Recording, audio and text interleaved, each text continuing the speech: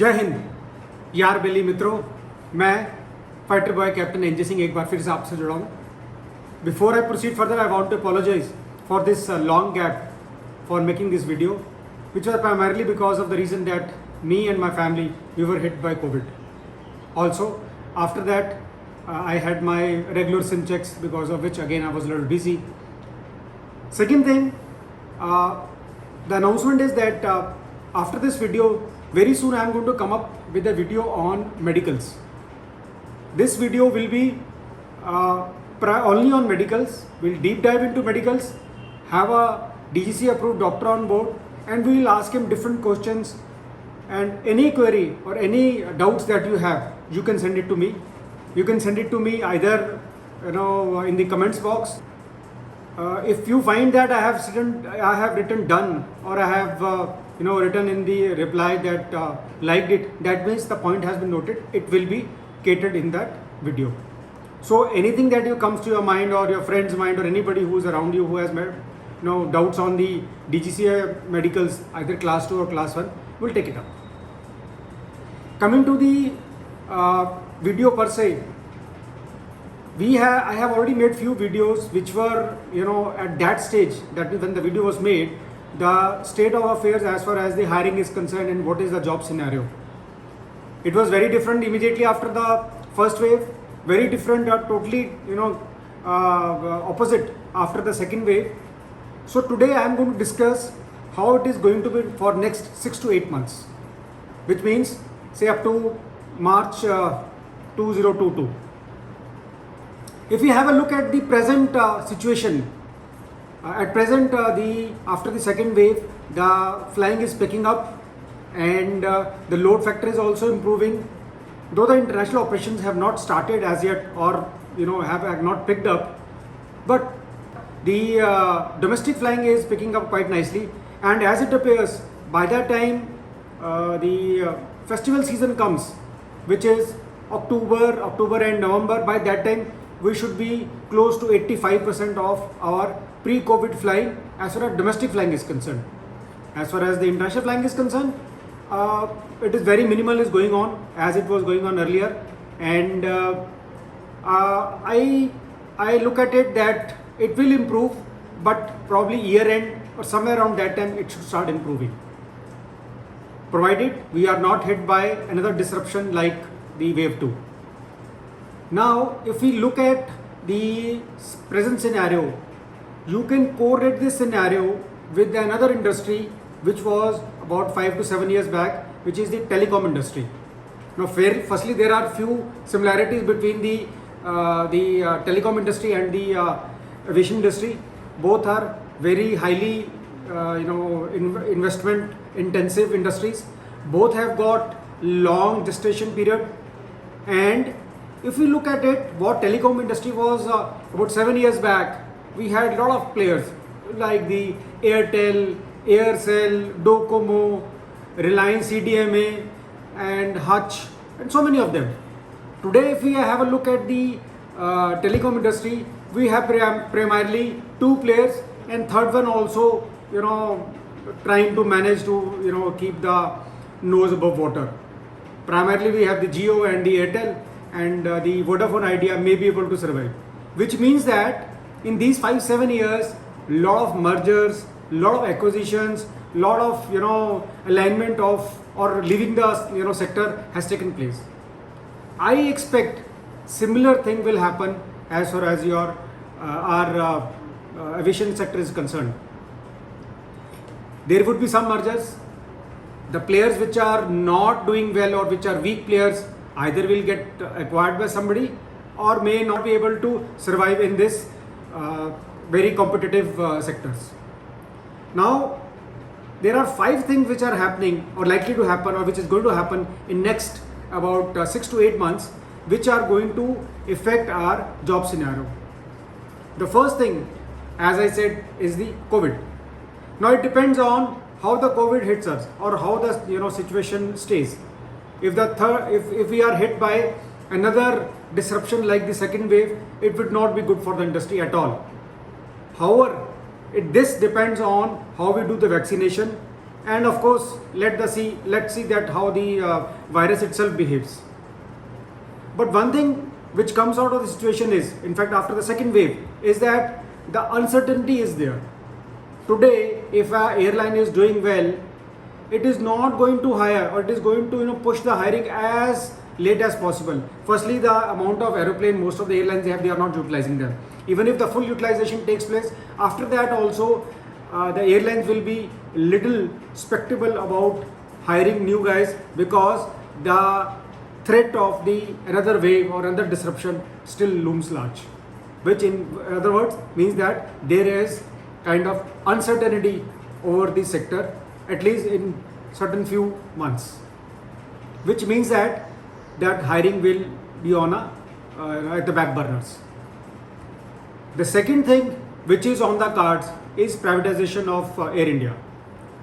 Now, if we look at Air India privatization, it has been postponed quite some time, quite a number of times, and thereafter, when the government got ready for it, we were hit by COVID.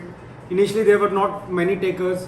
Now, finally, when we have some takers for the mammoth organization like Air India, I don't think the government is going to postpone it any further, because the government is losing a lot of money, in fact every day. So they are going to privatize it, and they are going to go ahead for it. If we look at the contenders as of now in the open sources, Tata is interested and SpiceJet has shown interest. If you look at the composition of the aeroplanes or the inventory that these two companies have, now Tata's have the Airbus 320 and Boeing 787, and SpiceJet has got Boeing 737s.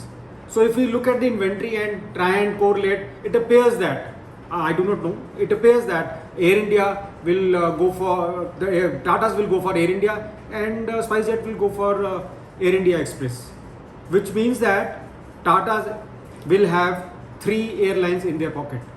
Also, the third one, that is the Alliance Air. Right now we are discounting it. It's a much smaller entity, and right now it is out of the discussion. So if Air India has got, or Tata's has got 3 entities, 3 air companies like mammoth organization like Air India, then the Vistara and the Air Asia. The boss of Tata's, Mr. Chandrasekharan, has very clearly said we cannot maintain 3 organizations, which means they will merge into 2, or if not 1. That means there will be alignment, there will be merger, there will be reducing the inventory, and it will become more efficient. But for 6 to 8 months, they are hiring new guys or hiring any pilots will take a back burner seat, which means as far as Air India is concerned, privatization is concerned, we don't expect much of jobs coming immediately. In the long run, it should be good, but immediately I don't see any jobs coming out of it.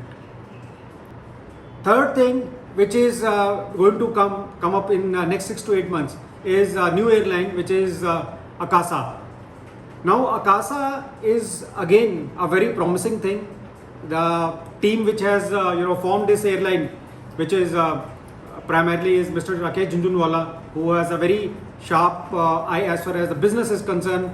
Mr. Aditya Ghosh, who had established the previous profitable airline like Indigo, and Mr. Dubey, who has been in different airlines including the last Jet Airways.